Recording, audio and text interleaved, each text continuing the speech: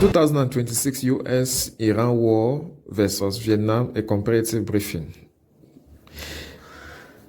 The 2026 Iran War began on February the 28th, 2026, when the US and Israel launched joint strike that killed Iran's supreme leader, Ali Khamenei, opening a conflict now in its seventh month, fought mainly through air power, naval blockade, and economic pressure rather than a land invasion. It is a pressure rather than a land invasion. It is a fundamentally different animal from Vietnam, roughly from 1965 to 1973 in terms of direct US combat. But the American public keeps reaching for that comparison anyway, and for good reasons. Both wars involve a distant, drawn-out US intervention with no clean-off ramp. Both became defining issues in a national election, and both raise the same question: can firepower substitute for a political solution? Now, here are some few comparisons side by side. In terms of dimension, distance from the US, Vietnam is some 8,000 miles, a jungle rural terrain, no significant US base checkpoint at stake, while Iran is 7,000 miles, but power is projected from forward Gulf bases Qatar, Bahrain, United Arab Estate, and carries strike groups. The fight is centered on the Strait of Hormuz, a checkpoint for 20% of world oil flow. In terms of force structure, Vietnam mass conscription is some 2.7 million US troops rotated through large-scale ground infantry war. Iran, all voluntary forces, no ground invasion, reliance on airstrike, naval blockage, and special operation, Delta Force, Navy SEAL, DIVRUS for targeted decapitation and strikes. And then in terms of weapon signatures, in Vietnam War, B-52 carpet bombing, napalm, Agent Orange, helicopter warfare, the first helicopter warfare ever used, M16 rifles. In the Iran war, the precision-guided munition, bunker buster strike on nuclear missile site, drone warfare on both sides, naval blockage, ERGC ballistic missiles, Houthi drone missiles, attack on shipping. Then in terms of duration, so far, the Vietnam War lasted for 8 years. The Iran War is 6 months as the late August 2026 with a collapsed ceasefire. An MOU in the month of June broke down in July, and a failed 60-day negotiating window that expired on August 17. In terms of casualties, the Vietnam War is 58,220 US deaths. As of Iran War, is only 15 US soldiers killed, 543 wounded per US official figures. Others of magnitude lower, a direct result of no ground war. In terms of domestic support, the Vietnam War eroded gradually over the years. 10th offensive in 1968 was the turning point. Conscription made the war personal for millions of families. Underwater, in terms of Iran war, underwater almost from the start, net approval around 19.6 in tracking polls, with erosion concentrated in Trump's own MAGA base once gas prices rose, not gradual. War weariness. In terms of government framing shift, the Vietnam War domino theory, containment, peace with honor, Vietnamization. In terms of Iran War, initial framing prevents Iranian WMD, dismantle missile production, and the military infrastructure, now center on Strait of Hormuz, control oil markets, and an announced economic warfare sanction campaign. So that is of the comparison from the battlefield to the barrel, why the war's center of gravity shifted. The administration started gold in February, and March was denuclearize and dismantle Iran's missile production capacity, a classic hard military objective. By midsummer, the war's actual center of gravity had moved to the Strait of Hormuz. Iran effectively closed it to shipping. Oil prices jumped from roughly 67 to above 88 US dollars a barrel, and the US gas prices rose nearly $1 a gallon year over year when the June ceasefire memorandum collapsed in July over exactly this issue, and the 60 days negotiating window lapsed in mid-August with no deal. Washington pivoted publicly to what Trump called the most crushing economic operation ever taken against any country.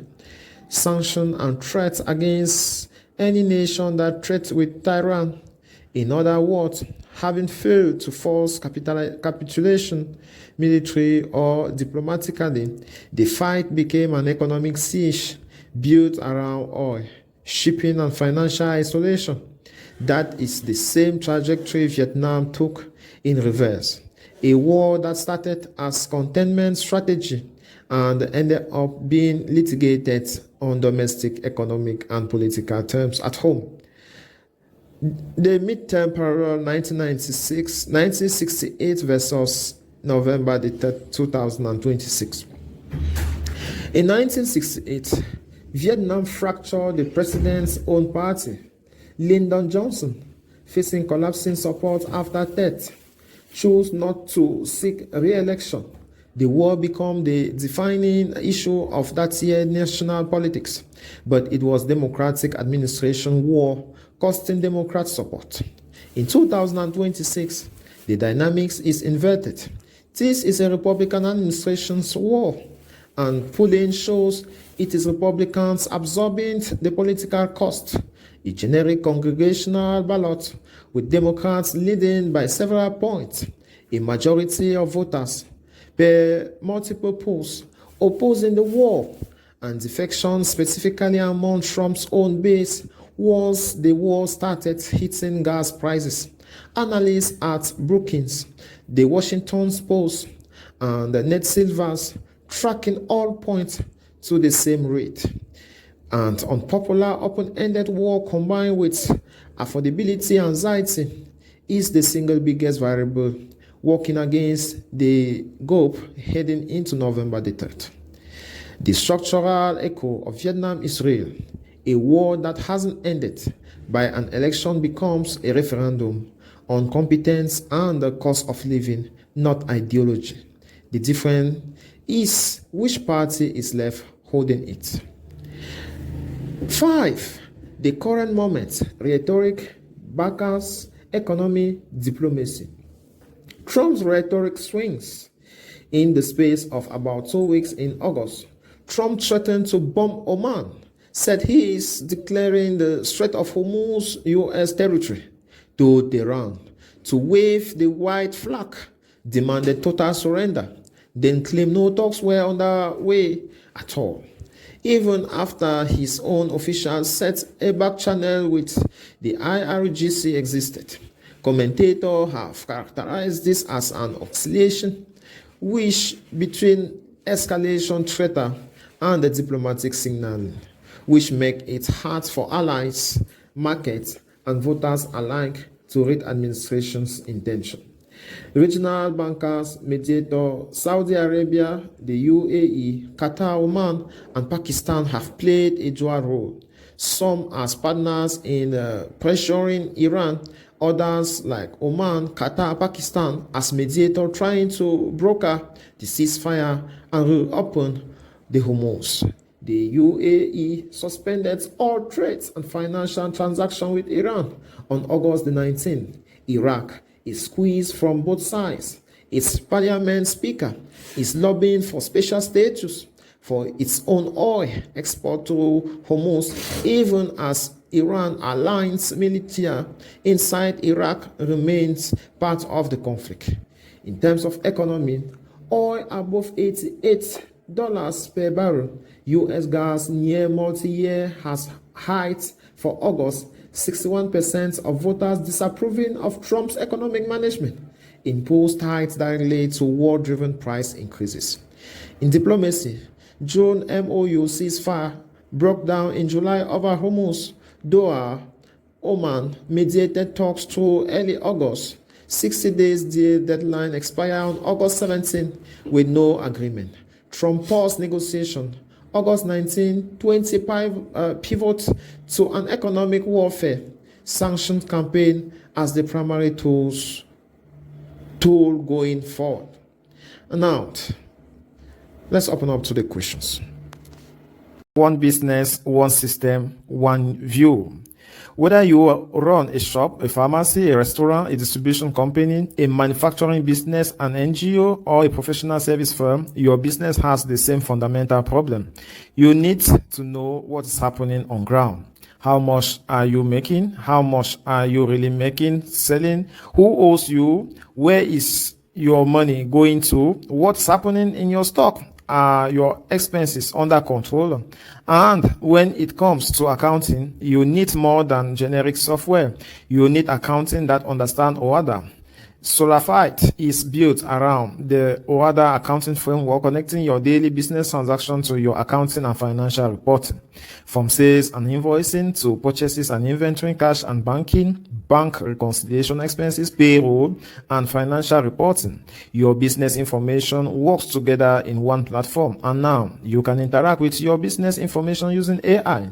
Ask in English or French, how did you perform this month?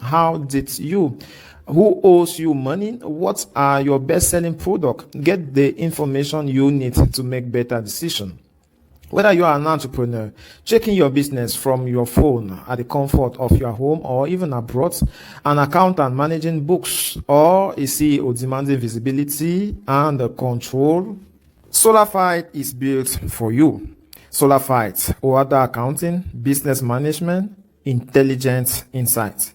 One platform for running your business better. Visit solafiteonline.com for more details.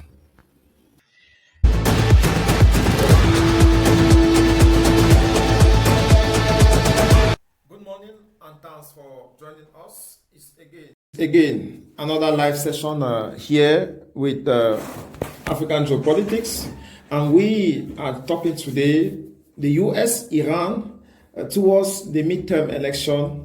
This war between the US and Iran, initiated with the help of Israel, has been 6 months already. Time is going and we might not notice. And why? Some troops, the greatest casualty so far has been recorded on ground in Iran. US has equally lost a number of soldiers, but this war is costing US a lot of money, especially that Iran at a certain point concentrated the war around the Strait of Hormuz that carried 20% of the world oil. And recently, gas prices have come near record heights. And the president of the US, Donald Trump, actually made a statement recently during the European Union where he was crying and alarming, pronouncing economic sanction, warning any country that is going to have any economic partnership with Iran, that they will have to face the US on their way.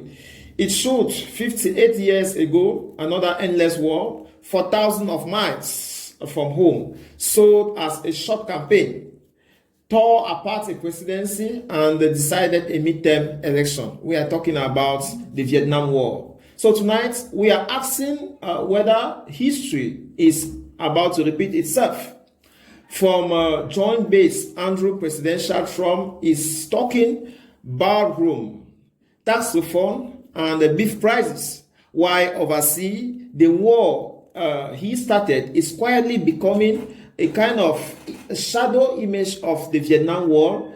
In the next 40 minutes or so, we go straight to a geopolitical expert to separate the message from the reality.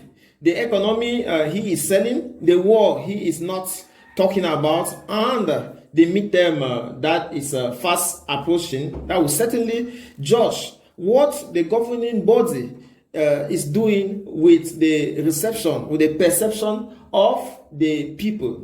Starting up with the new material folded, and we are here being joined by our specialist, expert in geopolitical topics, a huge fan of democracy, principle, and practices, Mr. Tingom Ferdinand. Welcome to join us.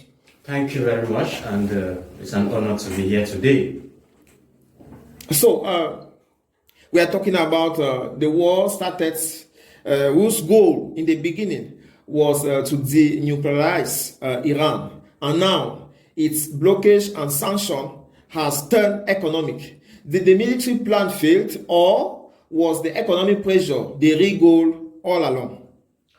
Okay, thank you for that question, and for us to answer the question whether the military goal has failed or it was all economic, we need to go back a little bit some years behind.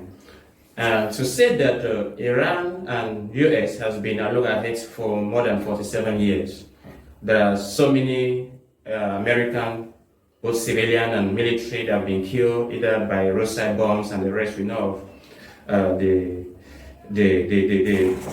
guy that Trump killed in his first term, who was advocate of roadside bombs, missing out the name. But what stands out is that this war is not something that started today. I think I want to think that Trump just came and decided to take another turn because America and US has always struggled. There's always been this struggle. If you follow the Iran parliament, they always shout death to America, death to Israel, death to the small devil, and which is Israel, and the big devil is America.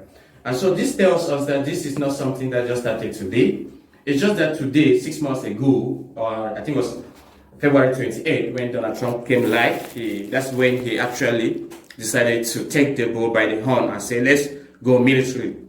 Now, in his first outing, he announced that one of his major goals was to ensure that Iran would not be able to project power around the world, especially in the Middle East. And to achieve that, he needed to decapitate their military, their sea power, their air power, and the rest.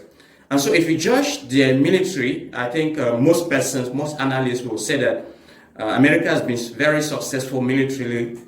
But then, somewhere along the line, Iran had something that they thought that it was a major influencer of the war, which is the Strait of Hormuz.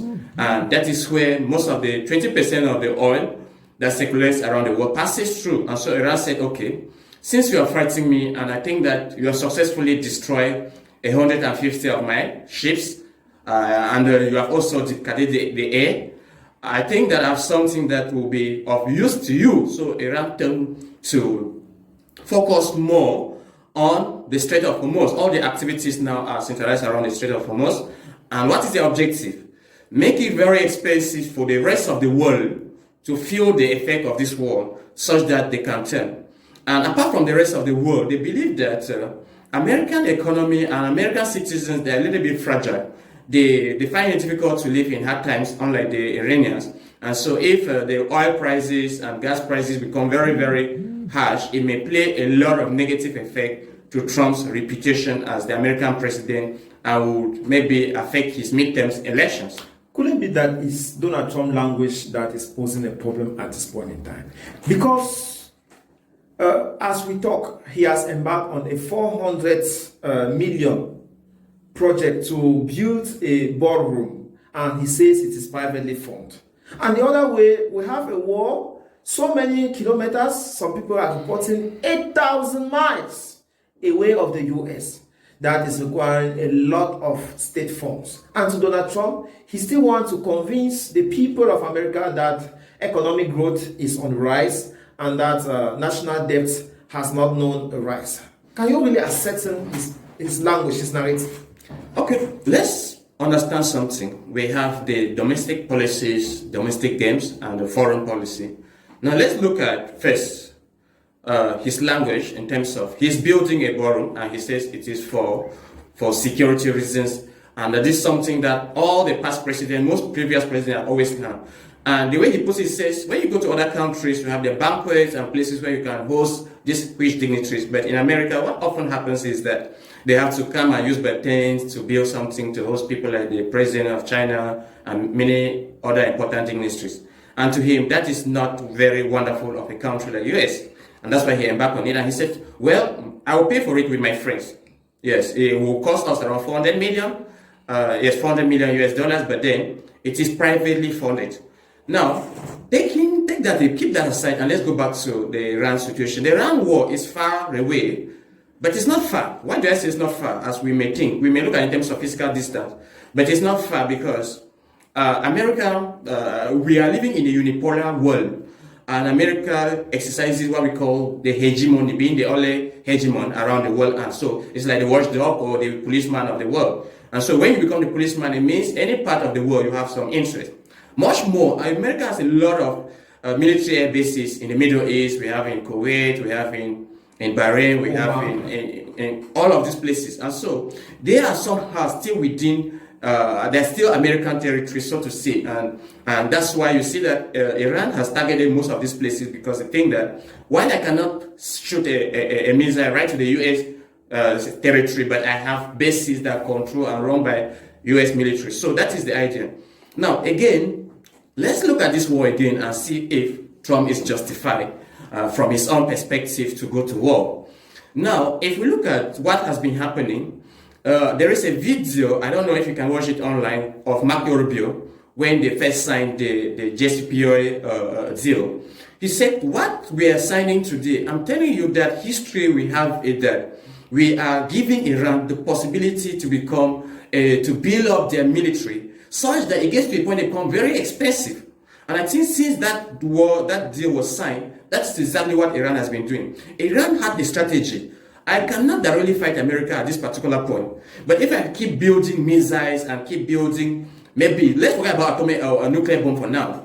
But I want to arm my military to be so strong, such that whenever I decide to go for the nuclear weapon, I have just weeks like Trump now claims, it becomes very expensive. And we have seen it.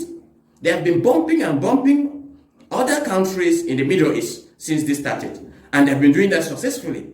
And so fast forward 5 or 10 years from now, what they could have been able to do, because it's not like they are somehow slowed down with their agenda. They were still on the move, trying to build to an extent that it becomes expensive, very, very expensive to build or to fight them. Now, they did not even, when the Hormuz was always an issue, it was not the major point before now. And when this war came out, they discovered that Hormuz was really more valuable than they thought before, and they're trying to capitalize on it. And so, first, if you want to think that Trump was wrong, or Trump is wrong for going to the war, it means you are indirectly saying that Iran had the right to have a nuclear weapon. So you cannot take the two things together and I say, no, if one is, because one must be accepted as the norm. Should we allow Iran to have a nuclear weapon? We are talking simultaneously with the economic situation of the US. Yes.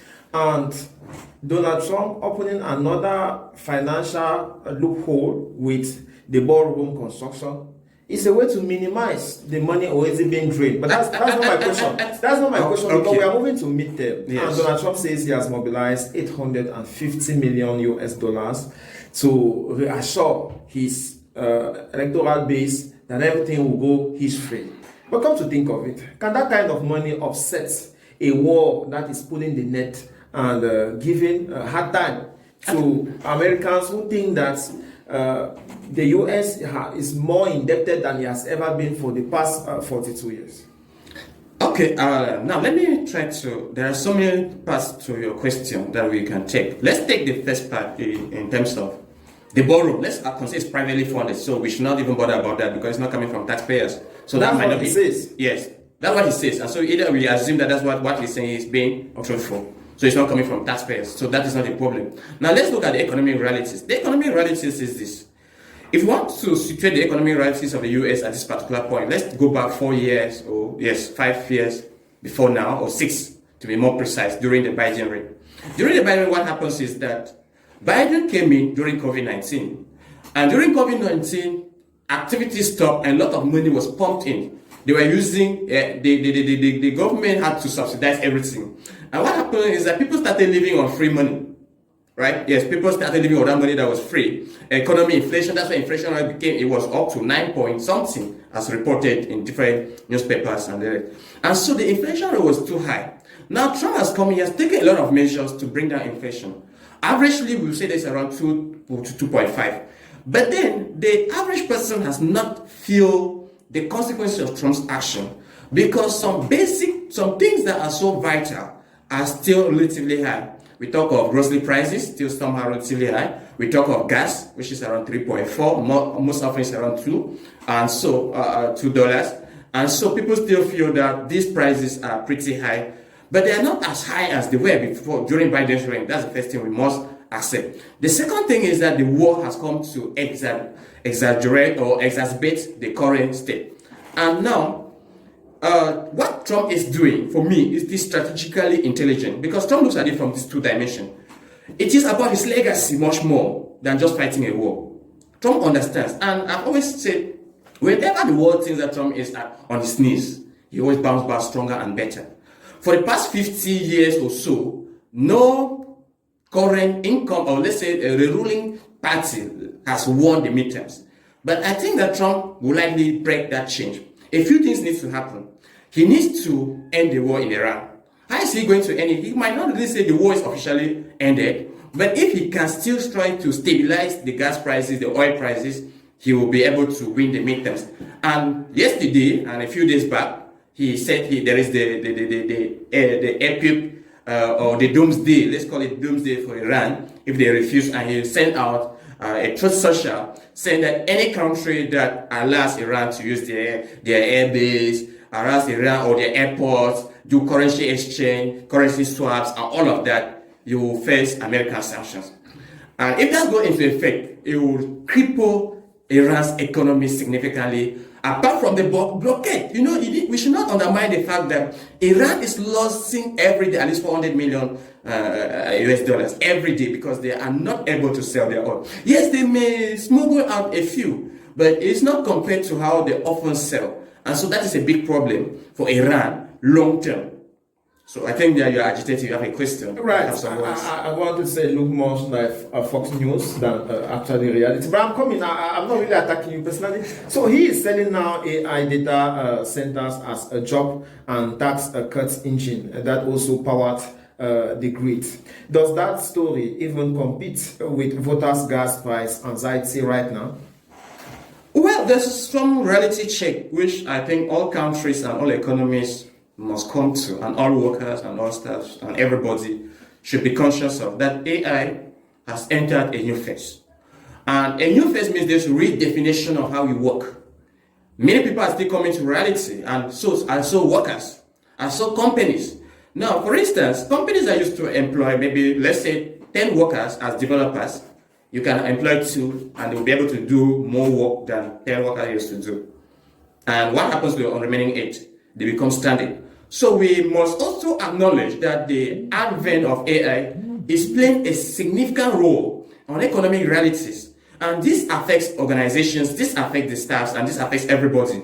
And so even governments around the world and the US, they're still struggling to see how to navigate, even in terms of policies, how to manage this. And so it's not only about America that's suffering the consequence. And so part of the challenges Trump is facing, despite his wonderful economic policies, you can't disagree with me on that he has done a lot on it to bring back the economy to a booming state. The stock exchange is at its all-time high. I think the consumer index came out a few days ago, was quite good. But there we saw that the job performance, or the number of jobs created, were revised down for previous month, and this current seems not to be given. And I think that some of these things are tied to the influence of AI that you're just asking. Should we say that the AI centers, the data centers will compensate? They cannot. They cannot compensate, because the more you build AI centers, the more you are building automated work. And so that becomes now a big problem. Now, there are some sectors that Trump is pressed for, like the manufacturing. One of the reasons you mentioned how the US has become one of the most indebted countries in the world, I think is that somewhere, somehow along the line, since Kissinger went to China and decided to open up China to the rest of the world and make China the manufacturing center of the world, it made US to depend and to outsource all the production to China and only remain in the tertiary sector like technology, like education, and those social engineering and things like that.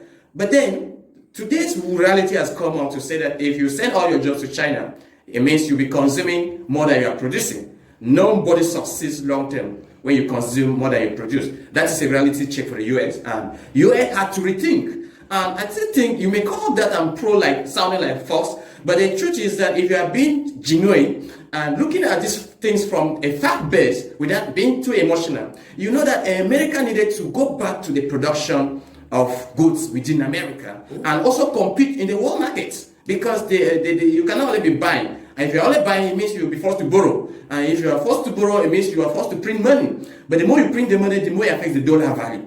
You must look at this from a complex problem. So, what about the voters? The voters have anxiety at this particular moment. Yes. With the gas price. Yeah. And they are the one who are going to decide the result of the polls. Yes, this is the pitch I will give to. Is the promise about the AI enough to... No. AI will not solve Trump's problems.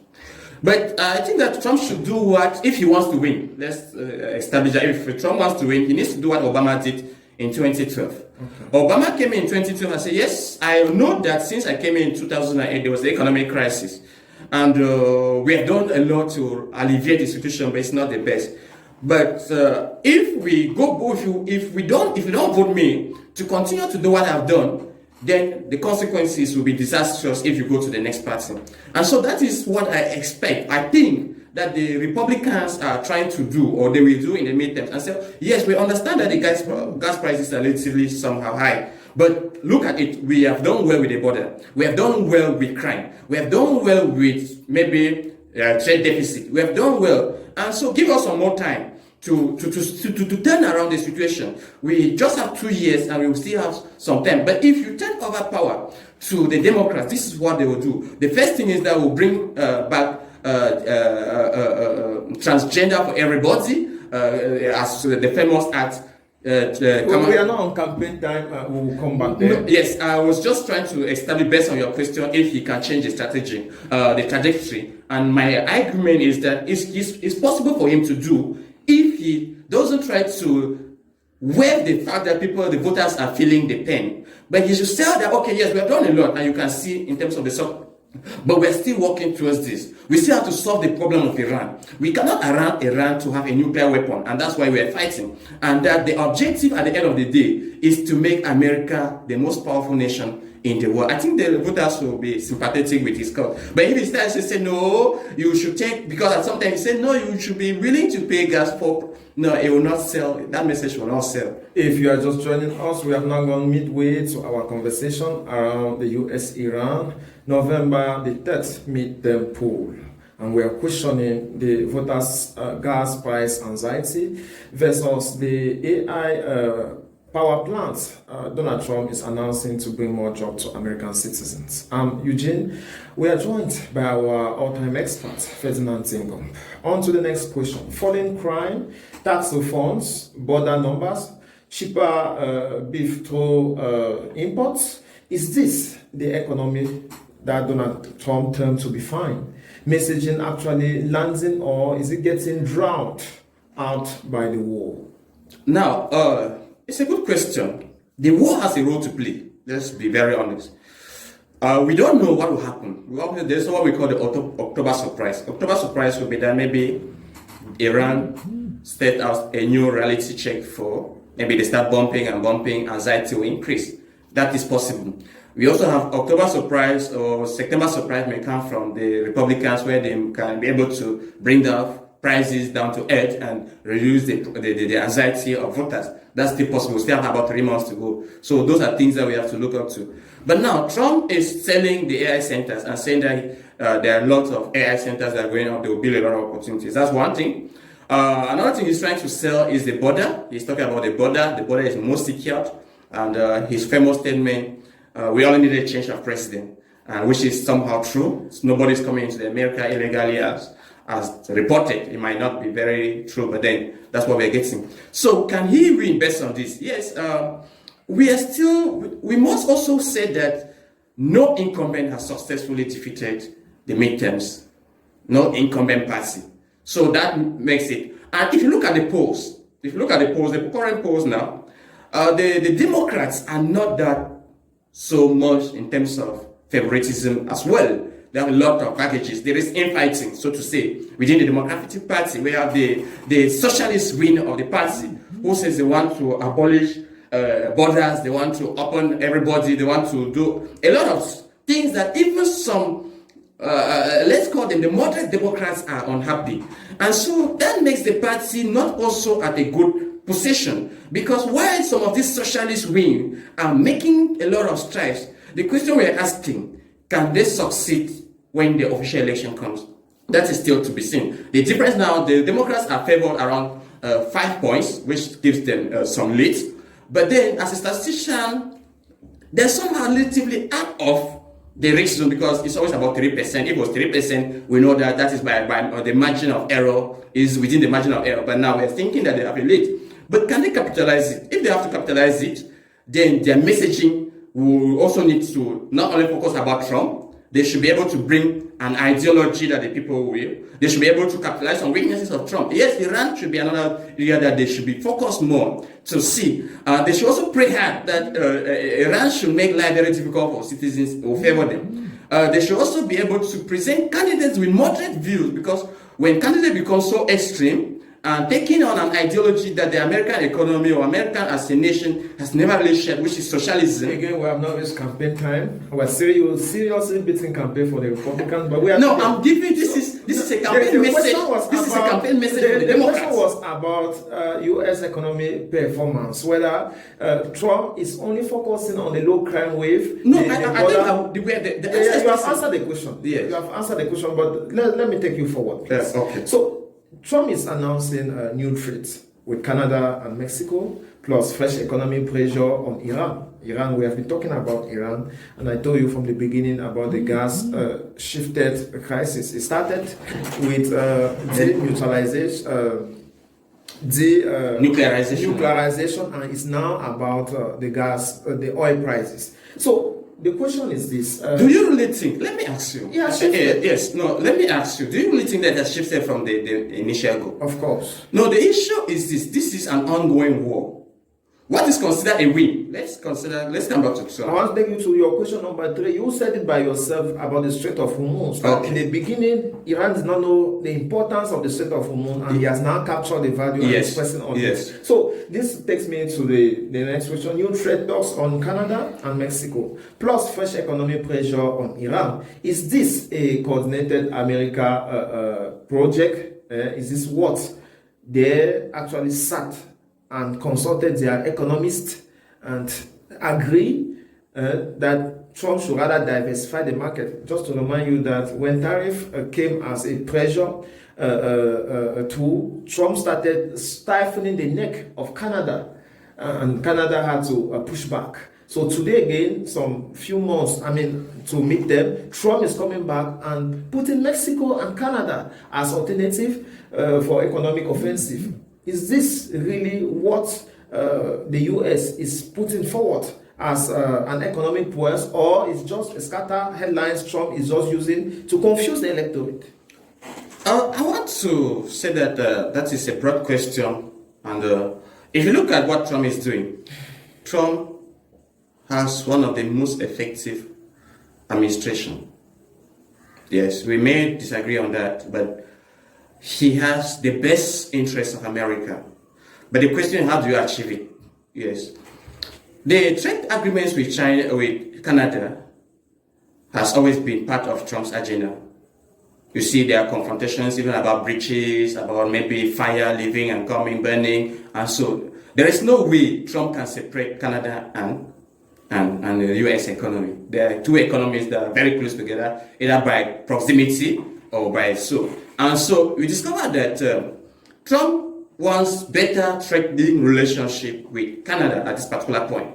So he has been working on that behind the scenes. You know, at some point in time when he angered the Canadians when he started advocating, saying that he wants to annex Canada, and that even caused the current prime minister to win, because before then the right wing was favored. Right. When he started saying I want to annex Canada, many Canadians got angry and went to the polls to veto against that by saying no, we don't like that ideology.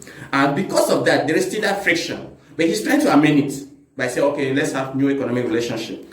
Now, the tariffs, as you mentioned, also played a key role. When Trump brought out the tariffs, the whole world was really angered and disappointed with the US. That must be said. And they were disappointed because they thought that the US, that has given a lot of opportunities to the world and told them that they were the guardians of free trade, now became what? A non-free trade country. And it was like going against your own principles.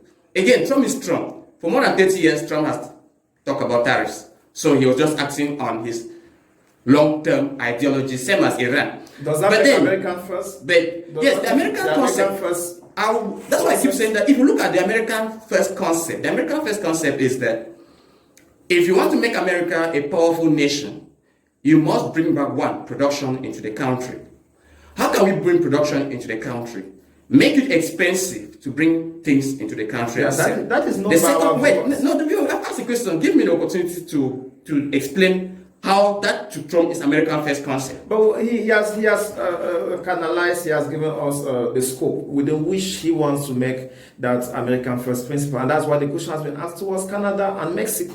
Let's talk about Mexico. You have elaborated about Canada. How is expanding trade towards Mexico positioning American first? Now, the concept of American first, again, is not American alone. Okay. That's why people mistaken American first to American alone. The idea about American first is that we want to optimize American benefits from its relationship with the rest of the world. That's how I look at the concept of American first as defined by Trump. We will do trade, but those trade terms must not favor only you. That is one thing. For instance, I come to your country, you put taxes on my product, making them expensive for me to sell in your country. Then on other parts, I allow you to sell my country almost free. So it means you are benefiting at my own expense. That is how Trump defines that as, no, it's not American first. American first says either we go no taxes at all, or all of us levy taxes based on how we think that we can compete. The second thing is that Trump says jobs are not in America because we take our jobs and we outsource them. So we need to bring back jobs. What are the possibilities to bring back? To make production cheaper in America and make import expensive. How can you achieve that? Tariffs becomes another potential solution. That is the whole idea of American first.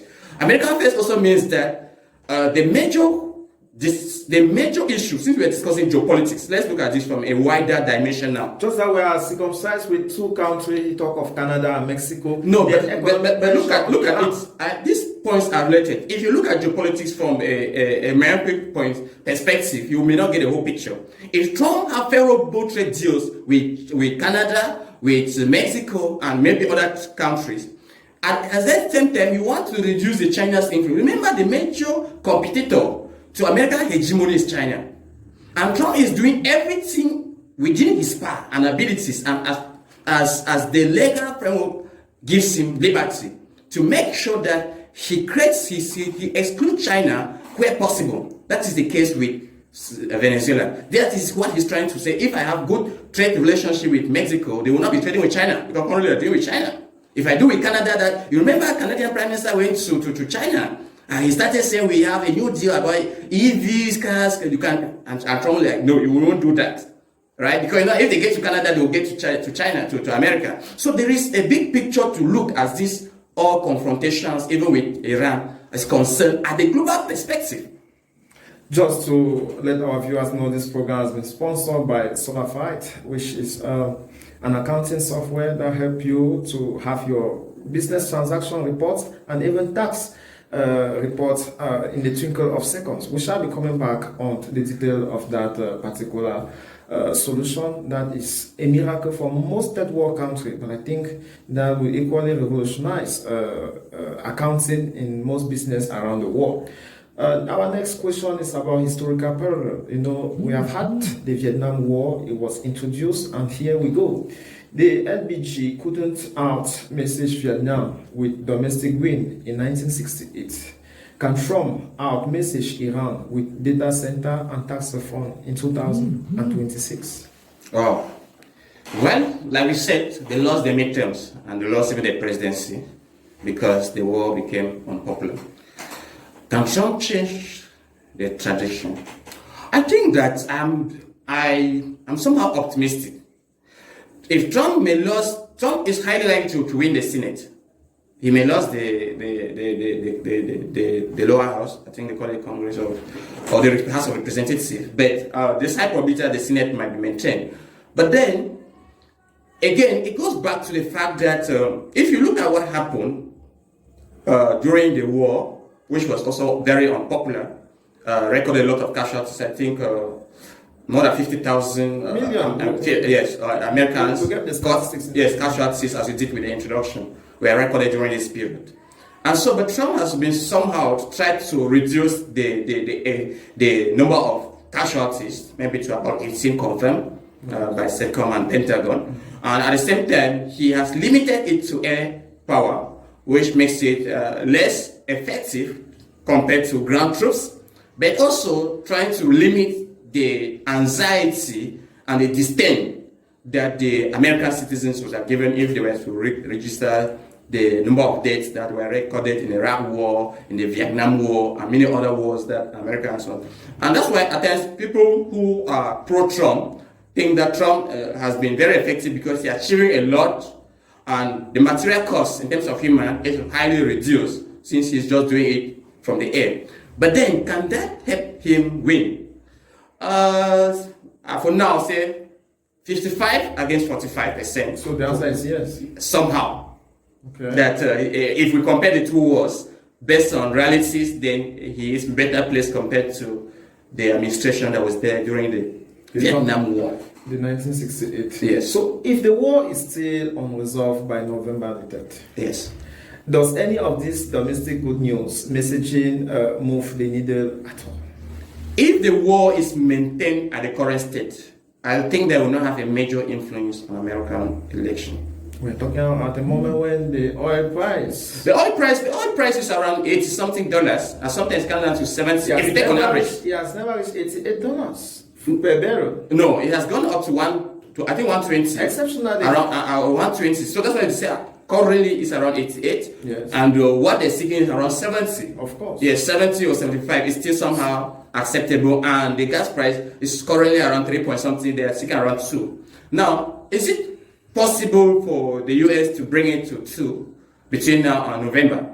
It's highly unlikely that it will get to that particular figure. Unlikely? Yes, it's highly unlikely. It may get to 3 if they can try. Will it get to $70? I think that is still very much disagreed. But Trump also is not ignorant of these things. And Trump also knows the consequences of losing the midterms, because he'll go into a lot of unnecessary, let me use the word unnecessary investigation according to him, impeachment hearings according to him. And so these things are something that will make him a little bit like a nightmare, having to go to bed and think that this is what may happen. So Trump is conscious. That's why he's pumping around the 850 million into the midterms. And while we look at the Democrats, they are somehow indebted. I don't know. We were not in the campaign moment. No, we were not campaigning. Comparing with the Democrats. We're not campaigning. Okay. You are asking a question to win. Yes. For you to win, you look at your strengths and the weaknesses of the opponent. Because you must look at what makes the opponent weak. It's the anxiety of the electorate, the MAGA electorate, that is our concern. No, if you limit your limit yourself to the anxiety of the MAGA, then you are assuming that they are not looking for voters from the other end. He is not he doesn't have a problem. Do you know why they talk of the swing wins? Trump will not Do you know why they talk of the swing wins? States, yes. Because they will never vote the opponent. No, not instead. This is the ideology. How American system operates. There are 7 states. They are considered swing states. The idea between swing states is that you don't have what? Absolute yes. Voter. It's not like California that we know that 90% will be Democrats. If you go to places like Pennsylvania and the rest. Is for the swing wins. Yes. Okay. Attention is for the swing wins, and what you want to do for the swing wins is that you are trying to first tell them that I still have good things in the pipeline, despite my failures. Why you are telling that this is what your opponent is doing that is not good? That's why I'm saying that if we cannot take the message without doing that comparison, we'll be looking at. So the major focus of this campaign or whatsoever they are trying to do in the midterms are Trump's strategy. The other day he said he has signed deals and reduced tariffs for beef and the rest. Those are all messages and strategies to bring down. He's also trying to galvanize NATO and its ally, not necessarily as a defense force, but to come now and secure the Strait of Hormuz. France, we're talking facts. France is mobilizing, and UK, they're all mobilizing to see how they can ensure that they safe passages. Because we must also underscore that Europe is facing the consequences of this war significantly, and they want it to get to end. Right. That we are gradually pulling to the details of our conversation. It takes us to the second to the last worry. Is the administration actually trying to end the war before midterms, or they are managing the narrative around it? Take, for instance, instead of answering Trump's responsibility, you focus on the opponent. Is that not building a narrative around the war and try to romance it? You want it to pull up to the 8 years of the 1968? No, let me. I think that Iran wants to make a deal before the midterms. There was a deal in June. It fell apart. Donald Trump flipped it up. No, Donald Trump did not. If we say don't attack ships, and you're attacking ships, what do you expect? The first person who went on air and started blowing it off. Because they were attacking ships. It's just logical. Now there was a deal. It fell apart. Let's put the facts straight. The deal fell apart, right? Now Trump is the Iranians also understands that if Trump goes after the midterms, making a deal with Trump will become more expensive. And also, Trump is putting a lot of economic pressure. We cannot underscore that. Because just the blockage is affecting. There is a certain degree of pain that Iran can take. Iranians can take, no matter what we are trying to do. That was your assumption from day one. No, it's only 6 months. We can take this for 2 years. That's why I'm saying that Iranians want to make... At 88 for a barrel. It's a worry to the MAGA. Do you know how much it was during Biden? You keep no. Understand you guys are building a narrative. I'm falling out. That's why I said we're trying to answer the question. This is where back your analysts are portfolio. We're trying to answer the question, and answering the question, we're bringing different parts so that we make the conversation a little bit. Now, why did I say Iranians are strong to make a deal? They know that after the midterms, Trump will not have any pressure to make a deal. Trump also wants to make a deal because he thinks that this will give him liberty to campaign. I went in, I did what I was supposed to do, and I'm out. So all of them are trying to make a deal. But who will make a deal is who is willing to accept concessions and say, okay, I will open up your assets that I've been storing for, so that you can go and straight in the world, and you will not. And where is the bone of contention? Iranians, because they're ideologues, which means what is driving them is not the pain. It's their philosophy about maybe projecting power. It's a philosophy about their religion that they don't bad, they rather die. It's making them to resist the pain that America inflicting. But Trump says, okay, I may win, I may lose, but this is my legacy. So Trump is willing to go past the midterms because he knows that this will define, history will define his presidency second term based on what happens with Iran. Consider oil prices increases again. To what number will it become the Vietnam situation? We are at 88. Yes. If oil prices increases again, to what number should it become? If we reach $200, which I think is highly unlikely. That is far. By 120 we should. By 120 we should expect such. Good. Yes, let's say by 120. So at 88 we are not far from 120. We might not be far, and we're not so close because 88 means it needs to increase again around 40%, which is highly unlikely. There's something we need to underscore about the Strait of Hormuz, which we have not elaborately bring out the role it has to play. And that will certainly be part of our next conversation. Yes, what happens is that as we are speaking, Trump and his allies are passing with ships in the Strait of Hormuz. That one is undisputed. If before the crisis it was at 80%, now their transaction is less than 20%. And unless Trump is bluffing, of course. It might not be. But the truth is that those people who are following us, they are so worried with your confidence about Trump narrative. No, I'm not. And that is why we kept reminding you that, are you more focused on the narrative or the war language? Because that's what the government is using to lure the voters. Now all the focus is tilted towards the midterm.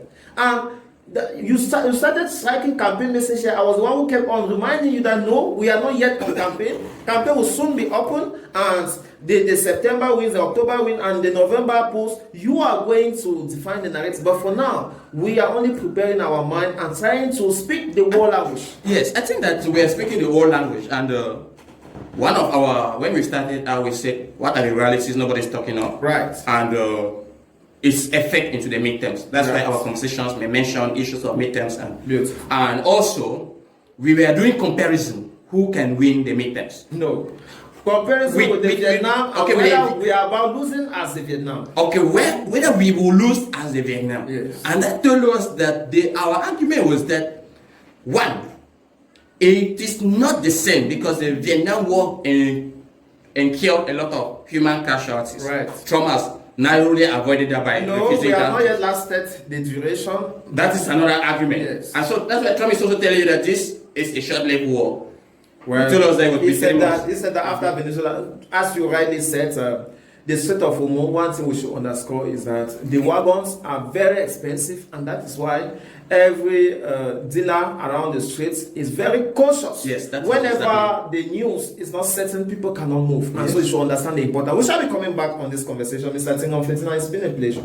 Thank you very much, and I think that it was exciting discussing these issues. These issues play a key role in geopolitics, and since we're discussing geopolitics, I think that this conversation is midway because we still have to talk how this affects China and other parts of the world. And so if you join us, we'll appreciate if you can subscribe to our channel so that we keep bringing you exciting discussion as geopolitics is concerned. So the question isn't whether Washington can win this war or the battlefield. It's already proved it can. The question is whether it can win it at home in time for November the 3rd. The tax reform and data center made for good headlines. They don't lower the price of gas, and they don't end a war that is now costing this administration its own base. I won't disagree with you. Whether this becomes another Vietnam or a war Trump can still walk back from depends on choices being made right now. And not in some future history book. Yes. That is the analysis. As always, verify before you share. And if this conversation gave you clarity tonight, please, that is exactly why we do this kind of work. We'll be back with the next development. Until then, stay informed, stay critical. Bye-bye. Bye-bye.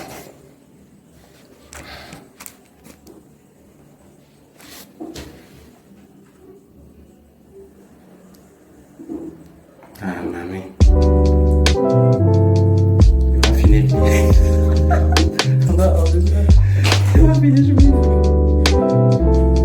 No, I like the pushback. I like the way the pushback. One business, one system, one view. Whether you run a shop, a pharmacy, a restaurant, a distribution company, a manufacturing business, an NGO, or a professional service firm, your business has the same fundamental problem. You need to know what's happening on ground. How much are you making? How much are you really making, selling? Who owes you? Where is your money going to? What's happening in your stock? Are your expenses under control? And when it comes to accounting, you need more than generic software. You need accounting that understands OADA. Solafite is built around the OADA accounting framework, connecting your daily business transactions to your accounting and financial reporting. From sales and invoicing to purchases and inventory, cash and banking, bank reconciliation, expenses, payroll, and financial reporting. Your business information works together in one platform. And now you can interact with your business information using AI. Ask in English or French, how did you perform this month? Who owes you money? What are your best-selling products? Get the information you need to make better decisions. Whether you are an entrepreneur, checking your business from your phone at the comfort of your home or even abroad, an accountant managing books, or a CEO demanding visibility and control, Solafite is built for you. Solafite, OADA accounting, business management, intelligent insights. One platform for running your business better. Visit solarfightsonline.com for more details. Hello,